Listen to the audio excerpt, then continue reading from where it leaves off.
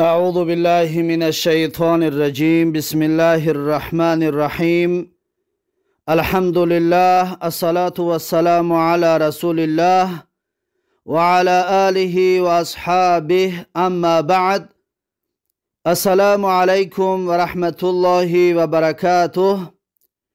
از سلسله درس های اعراب متن الاجرومیه ما و شما یک درس گرفتیم که در آن درس گذشته اعوذ بالله من الشیطان الرجیم را با بسم الله الرحمن الرحیم ترجمه و اعرابش را با تفصیل بیان کردیم.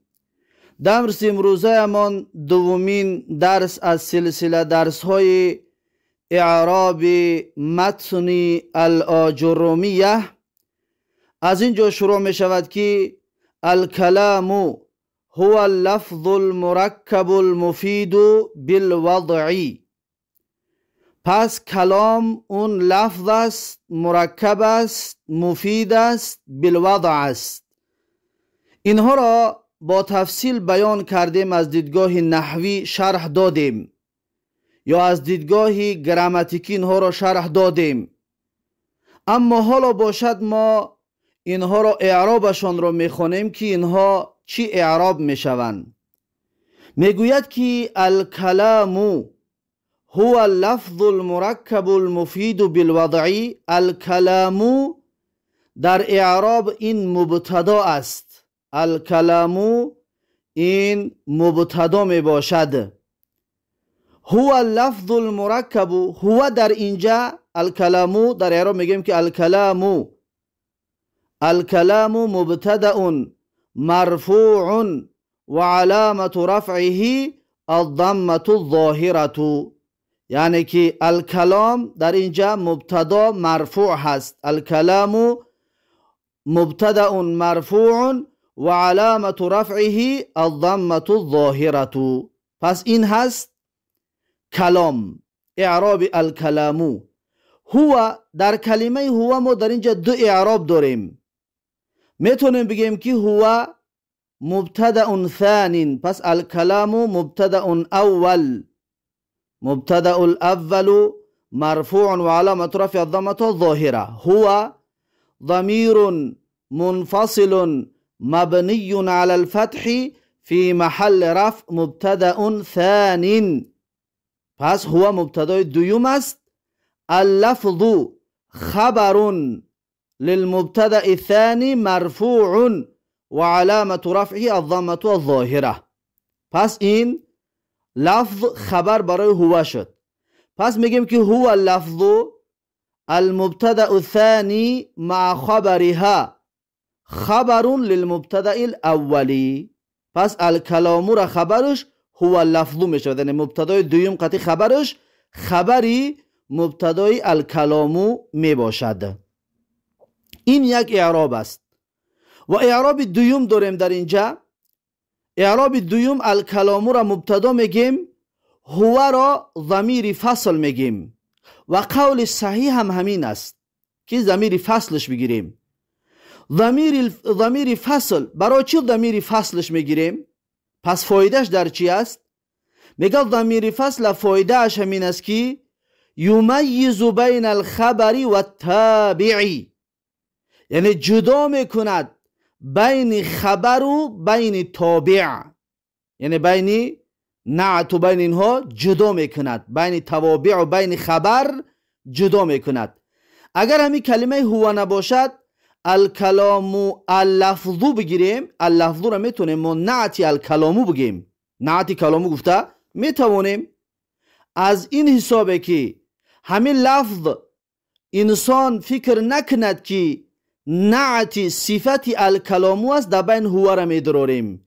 پس این هو جدا میکند بین خبر و بین نعت بودن، یعنی که هو که در آمد یعنی دیگه اللفظو نعت شده نمیتواند برای الکلامو. هو که در آمد دیگه اللفظو نعت شده نمیتواند برای الکلامو. پس این برای همین خاطر آمده است. پس این حرف است.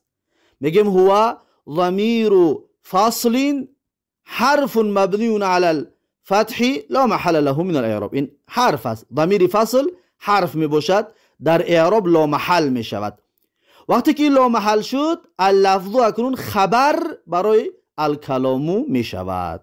در این صورت دیگر ما مبتدا یکم و دویم نداریم. الکلام مبتدا، اللفظ خبر شد و به همین خلاص.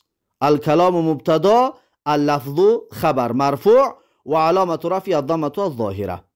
خب بعد از این میگه المرکب. مرکب این میگم نعت المرفوع مرفوع، یعنی نعت اللفظ است. نعت المرفوع مرفوع و علامت رفع الضمه الظاهره. المفید اینم نعت است، اما نعت المرکب است. این نعت المفید نعت المرکب می باشد. المفید میگیم نعت المرفوع مرفوع و علامت رفعه الضمه الظاهره. بالوضعی اگه میگیم با حرف جر مبنی على الكسر لا محل له من الاعراب. الوضعی اسم مجرور بالباء و علامت جره الكسرة الظاهرة على آخره.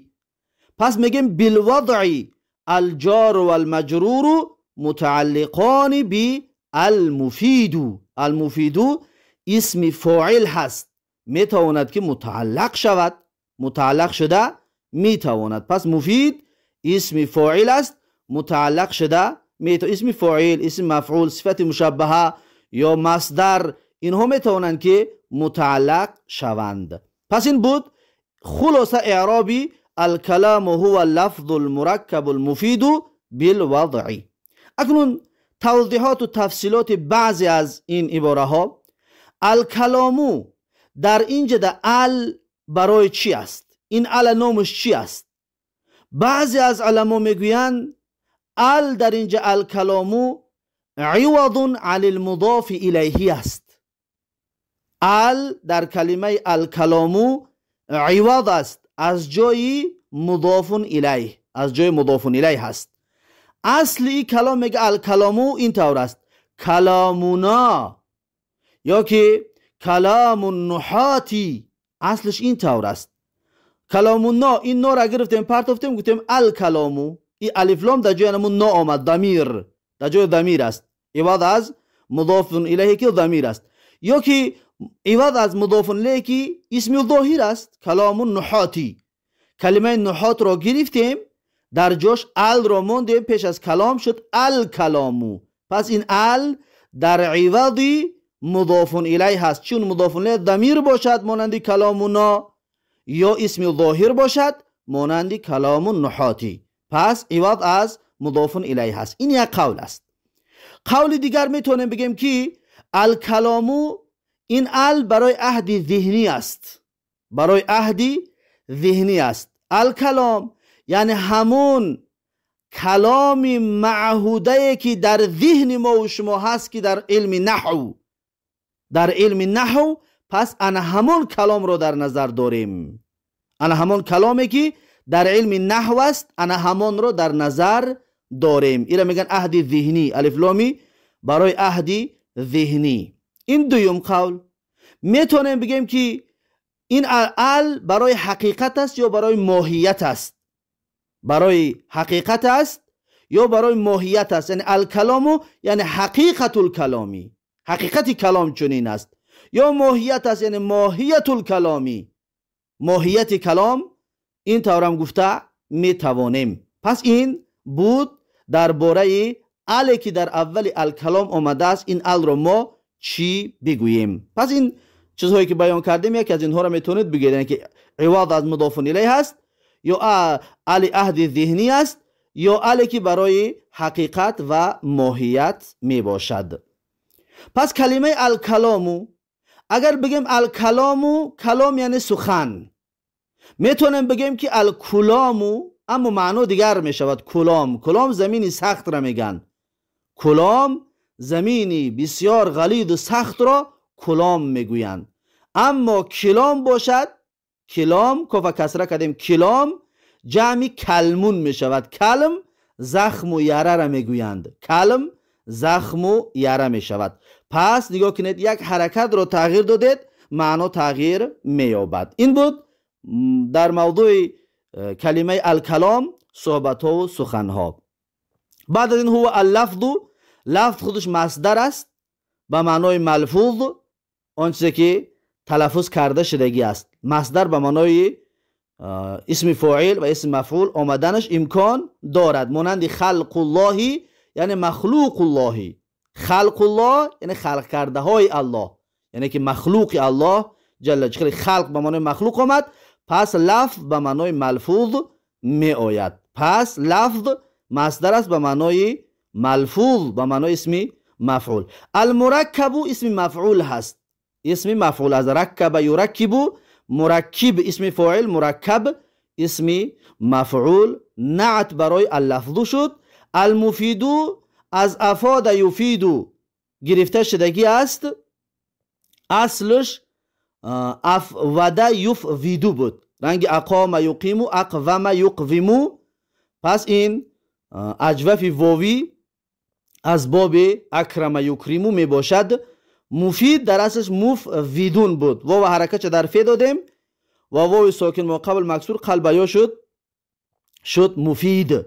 پس مفید اسمی فاعل از باب اکرم یکریمو می باشد. بالوضع، وضع همچنین مصدر می باشد، وضع یعنی که مصدر است. این بود کلماتی که در اینجا ذکر شده است. اکنون ما اعرابی الکلام هو اللفظ المرکب المفید بالوضع را خلاص کردیم.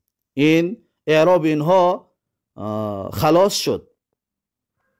بعد از این صاحب کتاب برامون میگوید که و اقسامه ثلاثتون، یعنی که اقسام این به 3 قسم تقسیم میشه. یا پیش از اینه که اقسام رو بگوییم، یک اعراب دیگر در مسئله هو داریم، این هم فراموش نشود، این را بیان بکنیم. الکلام را مبتدا گفتیم، هو را میتونیم مبتدای دوم بگیم، یک اعراب رو دیاتون گیرید، این یکم اعراب، مبتدای دوم با لفظ و خبر، با مبتدای دوم قطعی خبرش خبر مبتدا یکم. این هو یک اعرابش که میتونیم مبتدای دوم بگیم. و هو را میتونیم ضمیر فصل بگیم، در این صورت حرف میشود لا محل میشود ضمیر فصل. هو را میتونیم تأکید برای الکلامو بگیریم، اما این قول ضعیف است، یعنی که تأکیدی اسم ظاهر ضمیر بیاید، این خیلی قول ضعیف است، اما بعضی همین طور گفتگی هستند. پس شما میتونید که بگید الکلامو مبتدا، هو توکید الکلامو، تأکید برای الکلامو است، بل اللفظ خبر میشود. این طور هم گفته میتونه. پس در کلمه هو ما 3 اعراب داریم، میتونیم مبتدای دیمش بگیم، میتونیم ضمیر فصلش بگیریم، میتونیم که تأکید بگیریم، اما این تأکید قولی بسیار ضعیف می باشد، این بسیار ضعیف می باشد. این بود مسئله هو ده. یک چیز دیگر هم نگفته نماند، الکلام هو اللفظ. یادم بگید که الکلام را من مبتدا میگم، اللفظ را خبر میگم، خبر یکم، المرکب را خبر دوم، المفید را خبر سیوم. میشود این طور بگویم؟ میگیم نه، نمیشود، این طور گرفته نمیشود. چرا نمیشود؟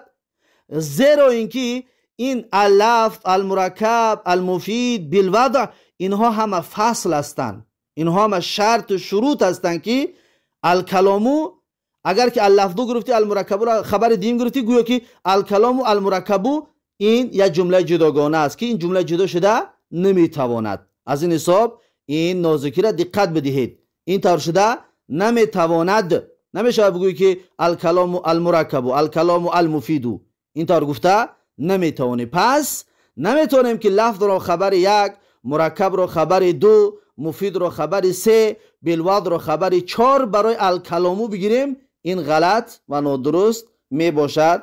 پس این بود توضیحات کاملی این عباره. اکنون مگذاریم در عباره بعدی. و اقسامه ثلاثتون، اسم و فعل و حرف جاء لمعنى. یعنی که اقسام کلام، اجزای کلام 3 تا هست، اسم و فعل و حرف است که حرف و برای معنا آمدگی باشد، یعنی حرفی معانی باشد. اکنون و اقسامه ثلاثتون، اعرابش چی است؟ این واو را واو استئنافیه بیانیه میگن. اینا میگن الاستئناف البیانیو، یعنی که واو استئنافیه بیانی هست. واو استئنافی بیانی چی است؟ قاعدش چی است؟ از کجا بشناسم؟ میگن که هو الواقع فی جواب سؤال مقدرین. میگه که واو استئنافیه بیانیه میگه این واقع شدگی است در جواب سوالی که مقدر هست. جواب سوالی که مقدر هست. کأن قائلا قال له، میگه گویا این که یک گوینده سوال کرده است که ما اجزاء الکلام التي یترکب منها، یعنی گویا که یک انسان هم که سوال کرده است که و اقسامه ثلاثه، گویا که آدم سوال میکند که اجزای کلامی که از آن کلام ساخته میشوند چی میباشد؟ یعنی از چی چیز کلام را میسازیم؟ و میگه و اقسامه ثلاثه، اقسامش سه تا هست. یعنی یک سوال کرده است که کلام را از چی میسازیم؟ میگه که اقسام کلام سه تا هست، کلام را از سه چیز میسازیم. گویا که یک کس همین خیلی سوال کرده است. اینا میگن الاستئناف البیانی، استئناف بیانی. استئناف بیانی که گرفتیم واو را، همین طور جوابی سوال مقدر هست. گویا که کسی ما را سوال کرده است در اینجا. یک استئناف دیگر دارم، الاستئناف النحویوش میگن. میگه که استئناف نحوی بگیریم هو ما لیس واقعا فی جواب سؤال مقدرین. پس استئناف نحوی جوابی سوال مقدر نیست. مانند مثلا میگه که و زیدون جالسون، و زیدون جالسون. این واو چی است؟ این واوی الاستئناف نحویو هست. استئناف نحوی است که این جواب سوال مقدر نمی باشد. این واو میگیم که واو الاستئنافیه که جواب سوال مقدر نیست. زیدون مبتدا، جالسون خبر، و زیدون جالسون. این واو شد واو استئناف نحوی، واو الاستئناف نحوی. اما و اقسامه در اینجا الاستئناف البیانی هست که جواب سوال مقدر است که یک کس ما را سوال کرده است که اجزای کلام چی می باشد. خب به هر صورت این واو میگیم که الواو حرف استئناف البیانی مبنی على الفتح لا محل له من الاعراب. اقسام مبتدا مرفوع و علامة رفعه الضمة الظاهرة و هو مضاف. اقسام مضاف. هو میگیم الهاء ضمیر متصل مبنی على الضم في محل جر مضاف الیه. ثلاثة خبر مرفوع و علامة رفعه الضمة الظاهرة على آخره. پس این بود اعراب و اقسامه ثلاثة. اکنون یک سوال بتید که چرا و اقسامو مذکر است ثلاثتون رو مؤنث آوردی؟ میگیم اقسام جمع غیر عاقل است، اقسام یا مؤنث مجازی هست، از این حساب ثلاثتون رو مؤنث آوردیم. این طور جواب میگیم. یک کس بگه چرا نگفتی که اقسام ثلاثتون گفتی و ثلاثون نگفتی؟ میگیم اقسام جمع غیر عاقل و ثلاثتون مبتدا را خبر میدهیم. یعنی اگر که مبتدا جمع غیر عاقل باشد خبر مفرد مؤنث می آید. این از جواب این چرا ثلاثتون آمد و ثلاثون نیامد. بعد از این اسمون این اعراب در اعراب میگه که بدل ثلاثتون هست. اسمون بدل از ثلاثتون هست. اینا میگن بدل بعض من کل، بدل بعض من کل. اما اگر در یادتون باشد در بدل بعد از کل باید رابطه باشد بین بدل و مبدل منه. پس اسم اگر بدل ثلاثتون باشد پس کنی رابط کنی، ما رابط باید داشته باشیم. پس کنی رابط، میگم رابط محذوف است. اصلش اسم منها است. منها جار و مجرور که این رابط برای ثلاثتون میشود این محذوف است. این اسم منها محذوف شدگی است. جایز است در عربی این طور رابط رو حذف کردن. پس اسمون بدل بعض من کل است. رابطش چی بوده است؟ حذف شدگی است. یک کس بگوید که بدل بعض من کل باید رابط داشته باشد. الان مثلا میگفتیم که حفظت القرآن ثلثه، این هو برمیگشت به قرآن. اگر که همین هو نمیشد این ثلث نمیتوانست که بدل شود، زیرا که در بدل بعض من کل رابط در کار است. پس در اینجا هم اسمون بدل بعض من کل است، یعنی بدل ثلاثتون که بدل بعض من کل است.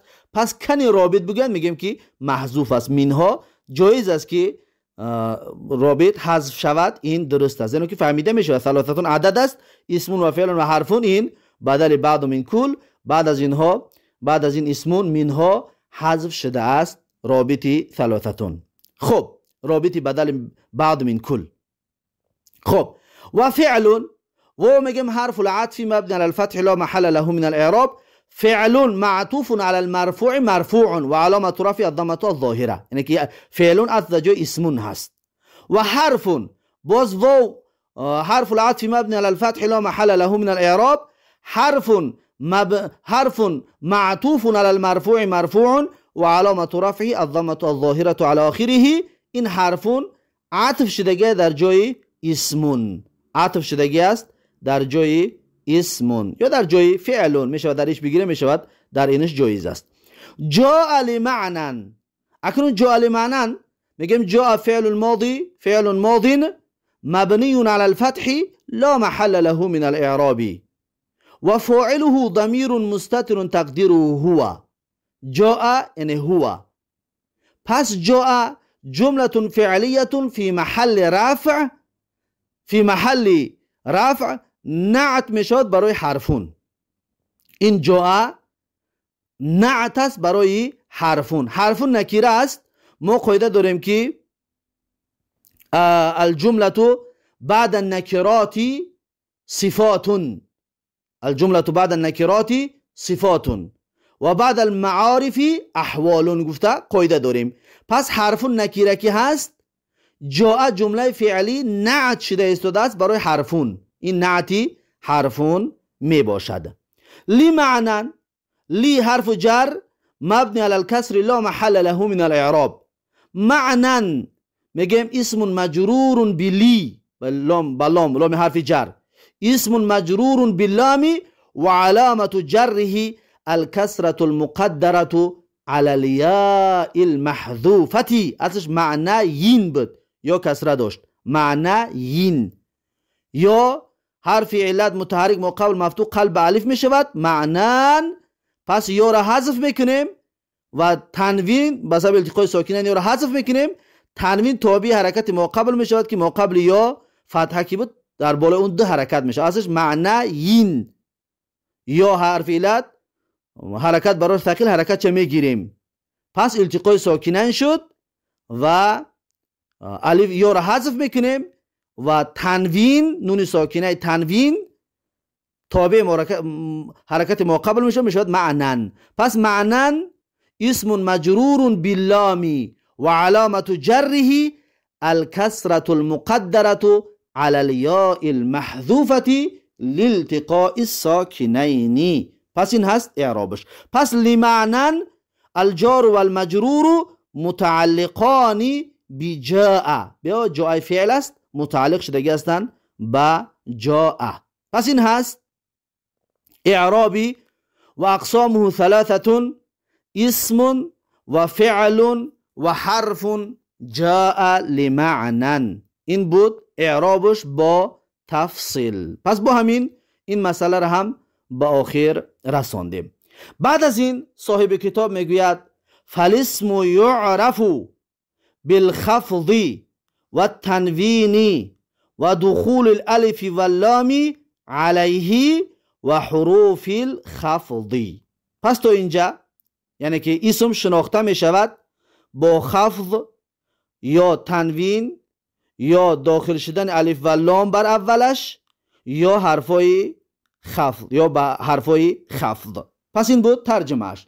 اکنون اعرابش چی است؟ فالاسم، این فایی که در اولش میبینید این فا را این فا فای فصیحه نام دارد. این فا فای فصیحه نام دارد. فای فصیحه یعنی چی؟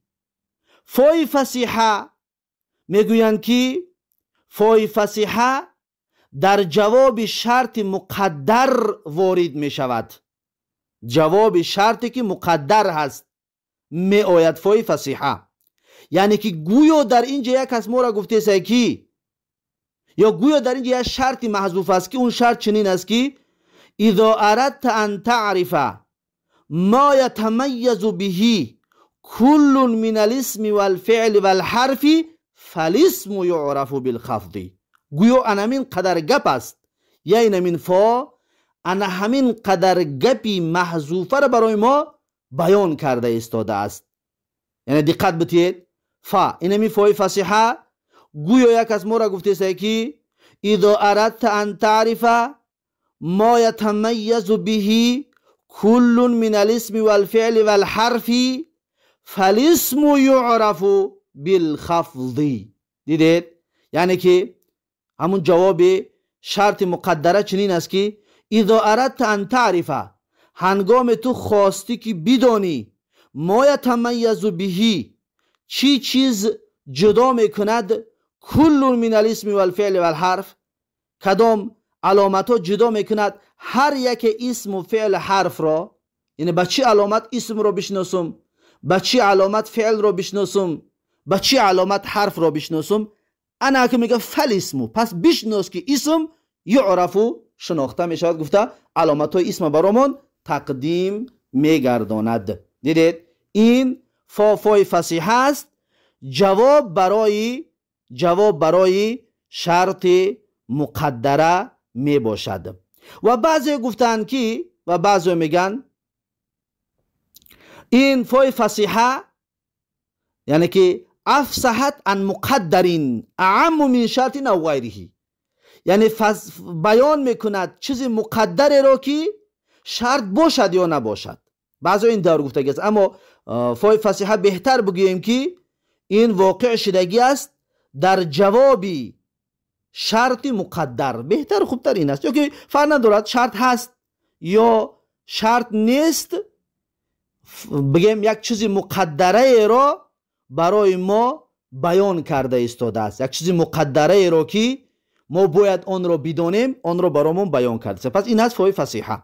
پس بگیم که الفا حرف فصیحة مبنی علی الفتح لا محل له من الاعراب. الاسم مبتدأ مرفوع وعلامة رفعه الضمة الظاهرة على آخره. يعرف فعل مضارع مغير الصيغة، میتونیم بگیم مغیر الصيغة، میتونیم بگیم فعل مضارع مجهول هم میتونیم بگیم، میتونیم مغیر الصيغة هم بگویمش.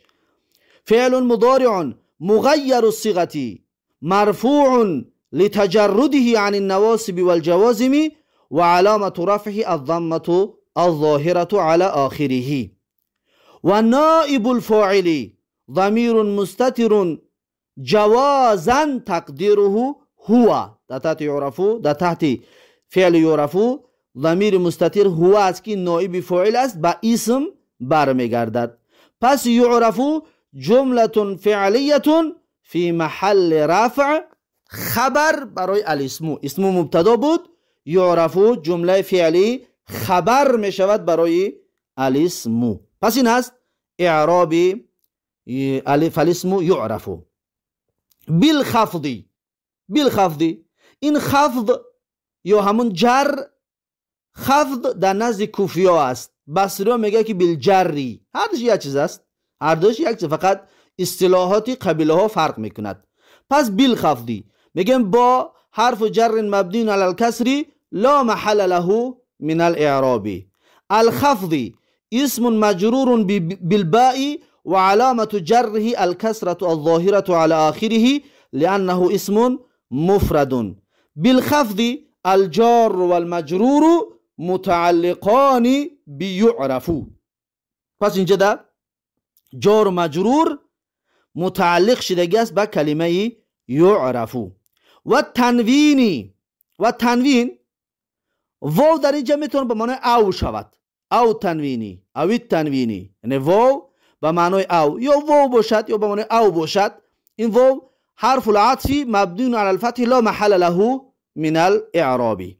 التنوين معطوف على المجرور مجرور وعلامة جره الكسرة الظاهرة على آخره لأنه اسم مفرد. ودخول الألف واللام عليه، این واو هم چی میتونه به معنای او شود یا میتواند به معنای خودی واو میگیم حرف العطف مبنی على الفتح لا محل له من الإعراب. دخول الألف دخولی معطوف على المجرور مجرور وعلامة جره الكسرة الظاهرة على آخره وهو مضاف. ودخول مضاف، الألف مضاف إليه مجرور وعلامة جره الكسرة الظاهرة على آخره لأنه اسم مفرد. الدخول عطف شده در جای الخفضی و تنوین هم عطف شده در جای الخفضی. واللامی واو حرف العطف مبني على الفتح لا محل له من الإعراب. اللامی اسم معطوف على المرفوع معطوف على المجرور مجرور وعلامة جره الكسرة الظاهرة على آخره. پس اللام عطف در جای الالفی شد. علیه على حرف جر مبني على السكون لا محل له من الإعراب. الهاء ضمير متصل مبني على الكسر في محل جر مضاف إليه.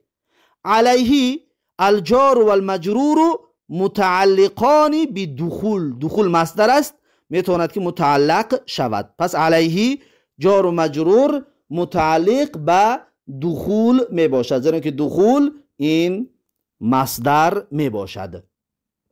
بعدش میگه و حروف الخفض واو حرف العطف مبني على الفتح لا محل له من الإعراب. حروفي معطوف على المجرور مجرور یا در جای خفضی بالخفضی عطف شده در جای بالخفضی. و حروف معطوف على المجرور مجرور وعلامة جره الكسرة الظاهرة. و حروفي مضاف الخفضي مضاف إليه مجرور وعلامة جره الكسرة الظاهرة على آخره. پس این بود اعرابی فالاسم يعرف بالخفض والتنوين ودخول الالف واللام عليه وحروف الخفض. تا اینجا این اعراب پر شد. اکنون بعضی از مسائلی هست اونها را بیان بکنیم. فالاسم در اینجا در اسم ال دارد. الاسم این ال چی است؟ این ال رو میگن للعهد ذکری. این عهد این الف لام معرفه نیست. با فکر نکنی که الاسم برای معرفه بیان کردن است. نه، این برای بیان معرفه نیست. این الف لام عهدی ذکریش میگن. این را الف لام للعهد ذکری. اگه عهد ذکری یعنی چی؟ یعنی پیشتر این مسئله گذاشته و پیشتر بخونیم و اقسام ثلاثه اسمون. ای فالاسمو انمو اسمونی بالا است، انا همون است، یعنی معرفه شدگی نیست. پس در اینجا چند قاعده ها را میخوام برای شما تقدیم بگردانم. این قاعده ها را دقت بتید. قاعده ها چنین است. میگه که النکیرتو اذا اعیدت معرفتا تکون عین الاولا. میگه نکیره وقتی که تکرارا معرفه بیاید عین همون یکم میباشد. در بالا اسمون نکیره بود، بعد در پایان فالاسمو معرفه آمد. همین فالاسمو همون اسمونی بالا است، هیچ فرق بین اینها وجود ندارد. یک مثال میاریم. مثلا الله سبحانه و تعالی میگه که فارسلنا الی فرعون رسولا فعصى فرعون الرسول. رسولا الرسول یکمش نکیره است، دویمش الرسول الف لام دارد. این الف لامش الف لامی عهدی للعهد ذکری می باشد. یعنی همین الرسول همون رسول یکمی فرستادگی است، یعنی که فرق بین این رسولا نیست، هر دوش یه رسول بود. الله میگه که برای فرعون ما پیغمبر فرستادیم. همون پیغمبری که الله برای فرعون فرستاد، فرعون انا همان پیغمبر را نااحترامی کرد و نافرمان برداری کرد. پس رسولان الرسوله هر دوش یک شد. به همین قاعده که النکرة اذا اعیدت معرفتا تکون عین الاولا. نکیره وقتی که تکرارا معرفه بیاید همون عین یکمش است، فرق بین اینها نیست، هر جا یک است. پس در این جمع در بالا اسم نکیره بود، در اینجا فالاسم معرفه آمد، یعنی الف لام قطعی که آمد، پس این همون نکیره در بالا بودگی اسمون می باشد. چطوره که رسولان همون الرسول که فرعون نافرمان برداری کرد همون رسول یکمی هست که نکیره الله ذکرش کرده است. پس این بود یکم قاعده. و همچنین قاعده دیگر رو هم بگیرید، موقع ذکرش است، میگه المعرفة اذا اعیدت معرفتن، یعنی معرفه اگر تکراری باز معرفه بیاید تکون عین الاولا، عین همون یکم می باشد. مانند چی؟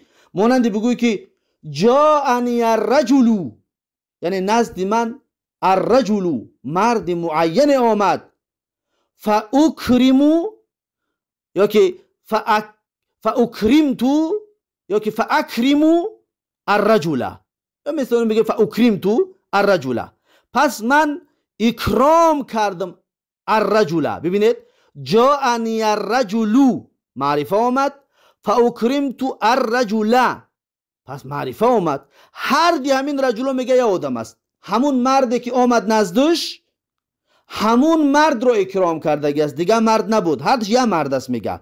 زیرا که قاعده همین است که المعرفة اذا اعیدت معرفة تکون عین الاولا، معرفه وقتی که تکرارا معرفه بیاید همون عین یکم می باشد. این بود قاعده دوم. قاعده سوم النکرة، یعنی که بخلاف نکره بیاد، بخلاف نکرتی اذا اعیدت نکرة فانها غیر الاولا. النکرة قاعده این طریق است، النکرة اذا اعیدت نکرة فانها غیر الاولا، یعنی که نکره وقتی که باز دافی دوم نکره بیاید پس فرق بین یکم و دوم. مثلا بگوی که جاءنی رجل، نزد من مرد آمد، فاکرمت رجلا پس اکرام کردم مرد را، پس اون مرد یکمی که نزد تو آمد او را اکرام نکردی، تو دیگر مرد اکرام کردی که نکیرش آوردی. زیرا که نکیره تکرار بیاید پس غیر اون نکیره اول است، اون یک مرد آمدگی نیست. وقتی میگوی که جاءنی رجل، نزد من مرد آمد، اکرمت رجلا فاکرمت رجلا پس اکرام کردم مرد را، پس اون آمدگی را اکرام نکردی، دیگر کس اکرام کردی. چرا؟ از کجا فهمیدیم دیگر کس است؟ زیرا اینکه نکیره اگر که تکرارا نکیره بیاید پس غیر اون نکیره اول است، این دیگر کس است. این از قاعده اش.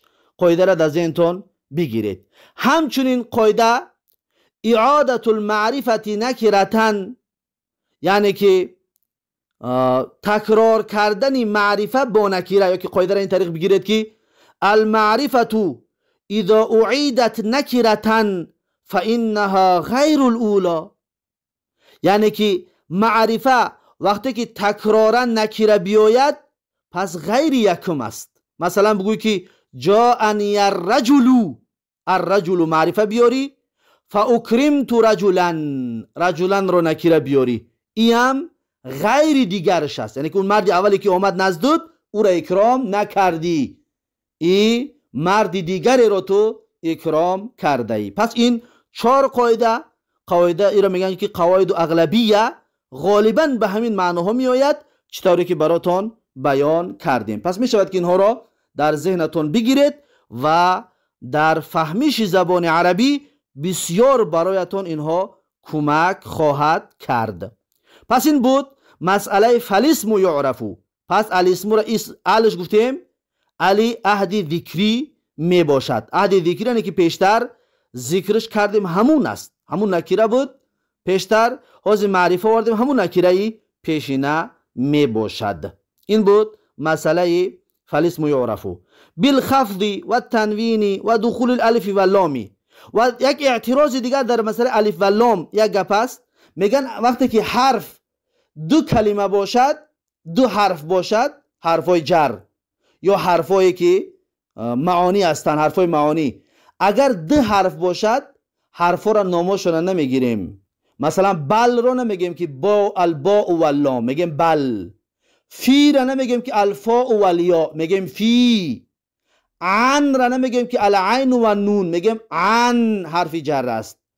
پس الف لام گفتن را بعضی علما میگن این غلط است. باید میگفت که و دخول ال علیه. الف لام نمیگفت و ال میگفت، زیرا که الف لام 2 حرف است. باید میگفت که و دخول ال، اما ال نگفت. چرا ال نگفت؟ چرا ال نگفت و الف و لام گفت؟ میگه در اینجا مراعات کردگی است صاحب کتاب، صاحب متن الاجرومیه، برای انسان مبتدی نو شروع کننده نزدیکترین معنا را که الف و لام بگد بهتر است برای آدمی که نو خوانده ایستاده است. این یک جواب است. دوم جواب میگویند این است که حرف تعریف این فقط لام است، یعنی که لام حرف معرفه کردن است، اما این الف همزه وصلی است برای لام که ساکن است، اون را خوانده بتانی گفته این همزه وصلیه را میاریم. بعضی علما میگن این طور است. پس میگن این منظورش همین است که الف همزه وصل و لام که حرف تعریف است اگر در اولی کلمه بدراید علامت حرف بودن آن، علامت اسم بودن آن کلمه میکند. باز والله اعلم این اعتراض جوابش به 2 طریق است. یا که آدم نوخوانه فهمیش مراعات کرده آسانترین معنا را گرفته الف و لام گفت، یا به خاطر آنه که حرفی معرفه کردن ال همزش همزه وصلی است و لامش بعضی علما میگوین لامش لامی معرفه کردن است، اما بعضی علما میگن هر دو حرفی معرفه کردن است، هم ال و هم لام. اما بعضی اینطور میگن که این قول دوم را اختیار کرده، الف همزه وصل در نظر دارد و لامی حرف معرفه را در نظر دارد. باز والله اعلم. این بود بعضی از تفصیلات درباره این مسئله که جمله که خوندیم، فالاسم یعرف بالخفض و التنوین و دخول الالف و اللام علیه و حروف الخفض. خب تا اینجا این اعرابش کامل و مکمل و پره شد. بعد از این میگوید که و هی من و الی و عن و علا و فی و رب و الباء و الکاف و اللام. تا اینجا دقت بتید. میگد که وحیه، این واوی که در اولی وحیه هست، واو هم میتونیم بگیم که واوی استئنافیه بیانیه، الاستئناف البیانیو گفته میتونیم. استئناف بیانیه را پیشتر گفتیم یعنی چی؟ یعنی گویا اینکه یک سوال مقدر است در اینجا، جواب سوال مقدری هست در اینجا که یک کس ما را میگوید که یک گوینده برای ما گفته ایستاده است که پس حرفای جر چی است؟ پس یک کس ما را سوال کرده ایستاده است که ما حروف الخفضی، یعنی حرفای خفض چی است؟ این واو برای همین است. گویا یک گوینده ما را میگوید که ما حروف الخفضی، یعنی حرفای خفض چی است؟ گویا که اینطور سوال کرده است. پس با این واوی استئنافی الاستئناف البیانی ما سوال اون مقدر رو جواب داده ایستاده ایم که یعنی حرفای جر اینها می باشد. و هیه، و حرفای جر اینها است. هیه یعنی که مین و الی تا آخر بعد حرفای جر است. خب واو رو اکنون واو میگیم حرف الاستئناف البیانی مبنی علی الفتح لا محل له من الاعراب. واو حرف الاستئناف البیانی، یعنی که حرف استئنافی بیانی می باشد مبنی علی الفتح لا محل له من الاعراب. و هی چی است؟ هی ضمیر منفصل مبنی علی الفتح فی محل رفع مبتدا. هی مبتدا هست. اکنون من در اینجا من میگیم که خبر من مبنی علی السکون فی محل رفع خبر. این من مبنی علی السکون فی محل رفع خبر است، یعنی که در اینجا وهیه کلمتو مینه، کلمه مین را در نظر داریم، نه که حرف جر مین را. کلمه مین یعنی که همون کلمه که حرف جر است، مین، همون کلمه را در نظر داریم. پس میگیم که مین مبنی علی السکون فی محل جر فی محل رفع خبر. و الی واو حرف عطف مبنی علی الفتح لا محل له من الاعراب. الی معطوف علی المجرور مجرور، معطوف علی المجرور مجرور. پس میگیم الی مبنی علی السکون فی محل جر فی محل مبنی علی السکون فی محل معطوف علی محل جر، یعنی که واو حرف عطف مبنی علی السکون فی محل واو حرف العطف مبني على الفتح لا محل له من الاعراب. الى حرف الى معطوف على المجرور مجرور و علامت جره میگیم مبنی استین، مبنی على سکون فی محل جر. پس واو حرف عطف الى مبنی على السکون فی محل جر معطوف على المجرور مجرور. پس اعرابش به این طریق می شود. و عن واو حرف العطف مبني على الفتح لا محل له من الاعراب. عن مبني على السكون في محل جر في محل مبني على السكون في محل جر معطوف على المجرور، في محل جر معطوف على المجرور مجرور و علامت جره الكسرة الظاهرة، زیرا که مبنی هستند. و علا واو حرف العطف مبني على الفتح لا محل له من الاعراب. علا اسم مجرور يمكن علا مبني على السكون في محل جر معطوف على المجرور، في محل جر معطوف على المجرور، یعنی همه در جای مین شده ایستاده است. و فی واو حرف العطف مبني على الفتح لا محل له من الاعراب. في مبني على السكون في محل جر معطوف، في محل جر معطوف على المجرور. و رب واو حرف عطف رب واو حرف العطف مبني على الفتح لا محل له من الاعراب. رب مبني على الفتح في محل جر معطوف على المجرور، معطوف على المرفوع، مبني على المرفوع، زیرا که اینا همشون چی هستن؟ مرفوع هستن. الی مبني على معطوف على المرفوع، مجرور گفتیم همه اینا را، مجرور مرفوع. و عنم معطوف على المرفوع و علا هم معطوف على المرفوع، فی هم معطوف على المرفوع، رب هم معطوف على المرفوع. و الباء انا که میگم واو حرف العطف مبني على الفتح لا محل له من الاعراب. الباء معطوف على المرفوع مرفوع و علامة رفعه الضمة الظاهرة، الى علامة رفعش ضمه ظاهری است. و الكاف واو حرف العطف مبني على الفتح لا محل له من الاعراب. الكاف معطوف على المرفوع مرفوع و علامة رفعه الضمة الظاهرة، نکی والباء والكاف واللام همچنین واو حرف عطف اللام معطوف على المرفوع مرفوع علامت رفع الضمة الظاهرة، یعنی در محلی معطوف على محل المرفوع میگیم که مین محلش چی است؟ مرفوع است. پس این سه تا اخیر رو والباء والکاف واللام رو میگه معطوف على محل المرفوع مرفوع و علامت رفعه الضمة الظاهرة، هر یک تا این در آخر آمده ها.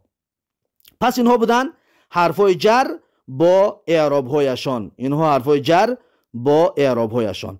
اکنون حروف جر اصلا در عربی 20 هست، 20 حرفای جر است و در اینجا مصنف فقط 12 تا حرف ذکر کرده، مین، الی، 2 تا، عن، علا 4 تا، فی، رب 6 تا، با و کاف و لام و 3 تا قسمی در پایانتر میارد، همگی چند تا میشود؟ 12 تا، یعنی 9 تا حرفای جر آورده، 3 تا حرف قسم، 12 تا. فقط 12 تا را صاحب کتاب ذکر کردگی است. اما در باب استثناء می رود 3 تا دیگرش میارد، خلا و عدا و حاشا. این 12 تا قطعی اون 3 تا می شود 15 تا. و در باب عطف می رود حتی را میارد، حتی 1 تا در باب عطف آوردگی است که اون حتی است، حتی هم حرف جر می آید. پس می شود 16 تا. در آخر کتاب 2 تا دیگر از صاحب کتاب آوردگی است، 2 تا دیگر آوردگی است از حرفای جر، مذ و منذورا، مذ و منذورا در آخر کتاب صاحب کتاب ذکر کردگی است. پس می شود 18 تا. و صاحب کتاب فقط 2 تا را ذکر کردگی نیست که اون لعل و متا می باشد، لعل و متا به خاطر بسیار غریب بودن این دو تا که حرف جر باشن برای همین خاطر صاحب کتاب ذکرش نکرده است. اما برکوی در عوامل میعش این لعل را و متا را ذکر کردگی هست. اما صاحب کتاب متن الاجرومیه این لعل را قطعی متا که برای یعنی هر کس اینها را حرف جر نمیگیرد بلکه بعضی قبیله ها هستند از این حساب ذکرش نکرده است. اما 18 تا صاحب کتاب ذکر کردگی است. غیر لعل و متا 18 تا باقی مانده را صاحب کتاب ذکر میکند. پس این بود مسئله اعراب و حروف الخفض و هی من و الی و عن و علا و فی و رب و الباء و الکاف و اللام. با همین اعراب تا اینجا خلاص شد. بعد از این و حروف القسمی این واو عاطفه است. حروفی معطوف است در جای کلمه بالخفضی فالاسم یعرف بالخفضی و حروفی کسره قطعی خواندیم عطف می شود در جای بالخفضی یعنی اسم شناخته می شود به حرفای قسم. پس تا ترجمه می شود فالاسم یعرف بحروف القسمی. پس اسم شناخته می شود به حرفای قسم و حروفی کسره قطعی خواندیم عطفش گرفتیم در جای بالخفضی. پس واو میگیم حرف العطف مبني على الفتح لا محل له من الاعراب حروفي معطوف على المرفوع على المجرور مجرور وعلامة جره الكسرة الظاهرة وحروف مضاف القسم مضاف إليه مجرور وعلامة جره الكسرة الظاهرة. دیدید حروفی عطف در جای بالخفضی شد. اما باز ما میتونیم بگیم و حروف القسمی ضمه قطعی بخونیم و حروف القسمی.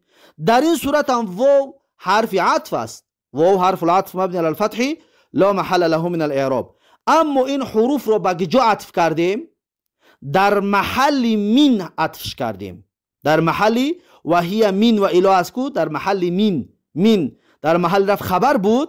پس این عطف در جای انمو کردیم. پس گویا که جمله این طور است که و هی یعنی حرفای خفض حروفی قسم هم هست. یعنی حرفای خفض مین و الا و عن و علا هست. بعد میره و حروف القسمی حرفای قسم هم از حرفای خفض است. پس این طور عطفش کردیم. پس جای عطف رو ببینید و حروفی عطف جای بالخفضی است و حروفو عطف در محل مین هست. مین در محل رفع خبر که هست این عطف در جای انا همون محل مین می باشد. پس حروفو معطوف على المرفوع معطوف على محل المرفوع مرفوع و علامت رفع الضمه الظاهره و حروف مضاف القسمی مضاف الیه می شود اگر بخونیم که و حروف القسمی و هی الواو و الباء و التاء. اکنون و هی این واو همون واو است که پیشتر بیانش کردیم. یعنی همون واو استئنافیه بیانیه واو الاستئناف البیانی واو استئنافی بیانی هست. یعنی که این واقع شدگی است در جواب سوال مقدر. گویا اینکه کسی ما را گفته استاده است که ما حروف القسمی این حرفای قسم چی است؟ یک از گویا که ما را سوال داده استاده است. پس ما سوال انا همون را جواب داده استادیم که هی یعنی حرفای قسم الواو و الباء و تا می باشد. حرف واو حرف با حرف تا حرفای قسم می باشد. پس این هست واوی این واوی الاستئناف البیانی می باشد. پس میگیم که و هی الواو در اعرابش واو حرف الاستئناف البیانی مبنی على الفتح لا محل له من الاعراب. هي ضمير منفصل مبني على الفتح في محل رفع مبتدا. این هي مبتدا هست. الواو خبر مرفوع وعلامة رفعه الضمة الظاهرة والباء واو حرف العطف مبني على الفتح لا محل له من الإعراب. الباء معطوف على المرفوع مرفوع وعلامة رفعه الضمة الظاهرة والتاء واو حرف العطف مبني على الفتح لا محل له من الإعراب. التاء معطوف على المرفوع مرفوع وعلامة رفعه الضمة الظاهرة. پس این بود و حروف القسمی یا که و حروف القسمی و هی الواو و الباء و تا. پس اعراب اینم به آخر رسید. بعد از این صاحب کتاب میگوید والفعل یعرف بقد و السین و سوف و تاء التأنیث الساکنتی و تاء التأنیث الساکنتی. پس اعراب این چی است؟ یا اول ترجمهش: و فعل شناخته می شود با قد و با سین و با سوف و با تاء تأنیث ساکنه. اکنون والفعل، این واو میتونیم که واو عاطفهش بگیریم. این واو رو میتونیم بگیم که واو عاطفه است. این والفعل رو عطف کرده ایستاده، در جای ها گفته بودیم که فالاسم یعرفو. پس این عطف است. واو رو میتونیم بگیم واو حرف العطفی مبنی علی الفتح لا محل له من الاعراب، یعنی عطف کرده جمله را، نه اینکه یک کلمه را. الفعل بعد مبتدا میشود، یعرفو خبر. این جمله الفعل یعرفو را در جای جمله فالاسم یعرفو عطف کرده ایستاده است. این یک اعراب. میتونیم که واو رو واوی عاطفه بگیریم و بهتر و خوبتر است این واو رو همچنین واوی استئنافیه و الاستئناف البیانی بگیریم. یعنی که پس یک سوال کند که ما علامات الفعلی، این علامات های فعل چی است؟ پس میگه والفعل یعرفو. یا بهتر و خوبتر، افضل، همون عطف در جای فالاسم بگیریم خوبتر است، زیرا که فوی فصیحه است. پس الفعل در این صورت فوی فصیحه در اولش که باشد جواب سوال مقدر می شود، بسیار معنا کامل و پره می شود. پس عطفش بگیریم افضل است، از استئنافیه بیانیه در عطفش بگیریم خوبتر است. باز والله اعلم. خب به هر صورت واو رو میتونه بگیم واو حرف العطف مبنی علی الفتح لا محل له من الاعراب. الفعل مبتدا مرفوع و علامه رفع الضمه الظاهره. این ال در اول الفعل، همون ال که در اول الاسم گفتیم، میتونید ان همون قاعده را تکرار بکنید. یعنی این ال عهدی للعهد ذکری می باشد، عهدی ذکری می باشد که پیشتر گذشته من همون فعل رو در نظر داریم. یعرف فعل مضارع مرفوع، فعل مضارع مغیر الصيغه مرفوع لتجرده عن النواصب والجوازم و علامه رفع الضمه الظاهره و نائب الفاعل ضمیر مستتر تقدیره هو که برمیگردد به فعل. پس جمله فعلیه یعرف جمله فعلیه فی محل رفع خبر برای الفعل. پس خبر می شود برای الفعل. بقد با حرف جر مبنی علی الکسر لا محل له من الاعراب. قد مبنی علی الفتح مبنی علی السکون في محل جر اسم مجرور. قد مبني على السكون في محل جر، مبني على السكون في محل جر اسم مجرور. پس الجار والمجرور متعلقان بيعرفو. پس بقد جار و مجرور متعلق هستند با یعرفو، با یعرفو متعلق میشوند. و السینی واو حرف العطف مبني على الفتح لا محل له من الاعراب. السين معطوف على محل المجرور مجرور، قد در محل جر بود، پس معطوف على محل المجرور مجرور و علامت جره الکسرة الظاهرة، علامت جرش کسره ظاهری می باشد. و سوف واو حرف العطف مبني على الفتح لا محل له من الاعراب. سوف مبني على الفتح في محل جر معطوف على المجرور، في محل جر معطوف على المجرور، برای در جای قد عطفش میکنیم. و تاء التأنیث ساکنتی باز میگیم واو حرف العطف مبني على الفتح لا محل له من الاعراب. تائی معطوف على محل المجرور در محل قد، معطوف على محل المجرور مجرور و علامت جره الكسرة الظاهرة. التاء مضاف، التأنيث مضاف إليه مجرور و علامت جره الكسرة الظاهرة.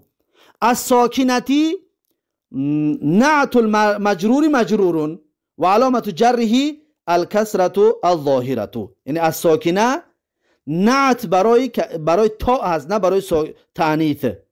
یعنی تایی که ساکنه باشد، تا الساکنتی صفت می شود برای و تایی تأنیثی، تایی برای تایی، زیرا که تا مضاف شده به تعنیف که تعنیف معرفه است، پس از ساکنتی برای خاطر نعتش معرفه آمد. پس این است جوابی چرا از ساکنتی معرفه آمده است. پس میگه والفعل یعرف بقد و سین و سوف و تای تعنیس ساکنه. این بود اعرابی این عباره ها. اکنون والفعل لام شا گرفتیم که میشود لام را عهد ذکری بگیریم، یعنی لام عهد ذکری است. و سینی، این لام چی است؟ این لام را میتونیم للعهد ذهنی بگیریم، یعنی که همون سینه که در نزد نحوی ها با معنای تنفیس شناخته می شود. همون سینه که در نزد نحوی ها با معنای تنفیس، یعنی سیذهبو در آینده که را میگن سینی به معنای تنفیس، یعنی آینده، زمان مستقبل. پس این همون سینه است که به زمان آینده است، یعنی که سینی حرفای هجایی نه، حرفای هجایی ده که سین هست، سین و شین، اون سین را در نظر ندارد. این الف لامش الف لام عهدی ذهنی است، یعنی که همون در ذهن یک ما و شما معهود است، معین و بیان شدگی است که این همون سین هست که برای معانی است، نه حروفی مبانی، حروفی الف بایی نیست. پس این است اعلال های این مسئله. و اگر کسی ما را سوال کند چرا در سین از سینو گفت و در سوفه از سوفه نگفت، چرا در اینجا الف لام آورد در اونجا نآورد، میگیم که به خاطر آنه که الکلمه اذا ارید بها لفظها صارت علم جنسین. میگه کلمه وقتی که لفظش اراده کرده شود، پس اون کلمه میگه علم جنس میشود، علم جنس میشود. پس در اعلام الف لام نمیدراید، چطوری که محمد، زید، آیا میشود که المحمد بگوی، از زید بگوی؟ نه، الف لام نمیدراید، مگر همون علم هایی که سماعی آمدگی باشند، الف لام دار، به مثل العباس و به مثل اینها که اگر الف لام سماعی آمدگی باشد مشکل ندارد. اما در علم ها و مثل زید و خالد و محمد و محمود، اینها در ما نمیتونیم الف لام بداریم. پس سوفه اراده شدگی لفظش، خودی سوفه خودش لفظش اراده شدگی است، پس گویا اینکه علم جنس شدگی، علم بری شدگی است. از این حساب الف لام در این نمیدارد. پس علامت معرفه بودن جمع شده نمیتواند، زیرا که خودی سوفه اکنون لفظش خواسته شده یکیش علم شد، یعنی معرفه شد. با الف لام را بداری دیوم علامتی معرفه بودن می شود. اگر ال رو بویا بار دیگه بداری پس غلط می شود. از این حساب سوفه ده الف لام ندار آورد. این است جوابی چرا سوفه الف لام نگرفت، نگفت که از سوفه. خب این بود تحلیلات و تفصیلات این عباره ها. بعد از این میگوید که والحرف ما لا یصلح معه دلیل الاسم ولا دلیل الفعل. میگه که و حرف، ترجمهش اولا و حرف کلمه است که قبول نمی کند علامت های اسم و علامت های فعل را. پس حرف علامتش عدمیت است، یعنی قبول نکردنی علامت می باشد. اکنون اعرابش والحرف، این واو عینا همون واوی که در والفعل گفتیم، یعنی واو حرف العطف مبنی علی الفتح لا محل له من الاعراب. این عطف میکنه در جای فالاسمو، یعنی الحرف اینه که فالحرفو، پس عطف میشود در جای فالاسمو. واو حرف العطف مبنی علی الفتح لا محل له من الاعراب. الحرف مبتدا مرفوع و علامت رفعه الضمه الظاهره. حرف مبتدا میشود، مبتدا مرفوع است. اکنون ما لا یصلح معه، ما در جای ما چی است؟ این ما را میگویند ما نکیره موصوفه.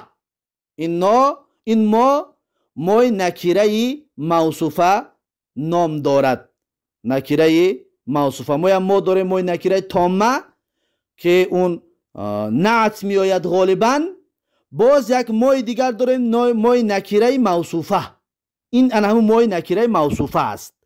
پس ما میگیم ما نکیره موصوفه مبنی علی السکون فی محل رفع خبر. این ما خودش به تنهایی خبری حرفو شده، حرف مبتدا بود، این ما خبری همون حرفو می باشد. پس لا حرف نفی، لای نافی است. حرف نفی مبنی على سکون لا محل له من الاعراب. يصلح فعل مضارع مرفوع لتجرده عن النواصب والجوازم وعلامة رفعه الضمة الظاهرة على آخره.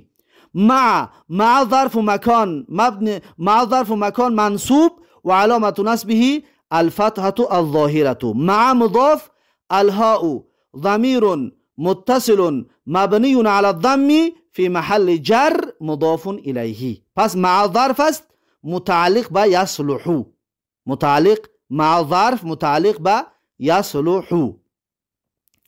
دلیل الاسم، پس دلیل فاعل يصلح.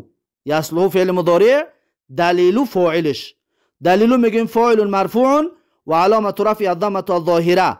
دلیل مضاف، الاسم مضاف إليه مجرور و علامة جره الكسرة الظاهرة على آخره. پس مضاف إليه. پس جمله لا يصلح معه دلیل الاسم یعنی جمله فعلیه، جمله فعلی نعت می شود برای مای نکره موصوفه. یعنی که همین لا يصلح معه دلیل الاسم صفت ما شد، برای همین خاطر این ما چی شد؟ خبر شد برای والحرف. پس نام ما نکره موصوفه می باشد. این ما مای نکره موصوفه است. جمله لا يصلح معه دلیل الاسم این در محل رفع نعت است برای مای نکره موصوفه. پس این بود اعراب ما لا يصلح معه دلیل الاسم. ولا دلیل الفعل، این واو حرف العطف مبني على الفتح لا محل له من الاعراب. لا نافیه مبني على السکون لا محل له من الاعراب. دلیل معطوف على المرفوع مرفوع، یعنی در جای دلیل الاسمی دلیل یکم ده عطف شده ایستاده است، یعنی که دلیل الاسمی ده عطف شده ایستاده است. میگیم دلیل معطوف على المرفوع مرفوع علامة رفع الضمة الظاهرة و هو مضاف، یعنی دلیل مضاف، الفعل مضاف إليه مجرور و علامة جره الكسرة الظاهرة على آخره. پس این بود اعراب والحرف ما لا يصلح معه دلیل الاسم ولا دلیل الفعلی. با همین اعراب اینم به آخر رسید. اکنون والحرف در اینجا میتونیم بگیم که الش الف لام عهدی ذکری می باشد، همونه که در اقسام الکلامی و اقسامه ثلاثتون که گفت و حرفون، این همون حرفی که در اونجا بیان کرده بود، این همون حرف می باشد. الف لام عهدی ذکری می باشد. بعد از این اگر یک کس ما را سوال بکند علامت حرف عدمیت است، نمی گفتیم که والحرف ما لا يصلح معه دلیل الاسم ولا دلیل الفعلی، یعنی گویا که چی علامت ندارد. علامت حرف عدمیت باشد، نبودن، یعنی که اگر چیز نبودن. میگه که والعدم، عدم علامت برای وجودیت شده نمیتواند. علم برای چیزی که وجود، عدم برای چیزی که وجود دارد علامت شده نمیتواند. و حرف وجود دارد. پس ایره چخیل گرفتیم ما علامت. یک از ما رو سوال بکند میگوید که علامت حرف به علامتی است، عدم هست، نبودن علامت. حرف وجود دارد، اون عدمیت در چیزی که وجود دارد نمیتواند که علامت شود. جواب من چنین است که عدم نبودگی چیزها به دو قسم تقسیم می شوند. عدم به دو قسم تقسیم است، عدم مطلق و عدم مقید. عدم مطلق و عدم مقید. عدم مطلق برای چیزی که وجود دارد علامت شده نمیتواند، اما عدم مقید برای چیزی که وجود دارد میتواند که علامت باشد. پس این علامت های این عدمی مقید هست، عدمی مقید می باشد. یعنی چی عدمی مقید؟ والحرف ما لا يصلح معه دلیل الاسم، حرف کلمه است که قبول نمیکند علامت های اسم رو، یعنی که تقییدش کرده سیم، مقیدش کرده سیم با علامت های اسم و فعل. یعنی علامت های اسم قبول نمیکند، علامت های فعل قبول نمیکند، پس تقییدش کردیم، مقیدش کردیم. از این حساب میتواند که علامت باشد عدم. پس این بود اعراب و تفصیلاتی عباره هایی که صاحب کتاب برامون بیان کرد. با همین تا اینجا اکتفا میکنیم. بعد از این میگد باب الاعرابی، باب در مسئله اعراب. این عباره ها را انشاءالله درس آینده بیان خواهیم کرد. این بود اعراب دویم، درس اعراب از متن الاجرومیه. با همین درس امروزه را به پایان میرسانم و تا درس آینده الله حافظ و مددگار. بارک الله فیکم و جزاکم الله خیرا و السلام علیکم و رحمت الله و برکاته.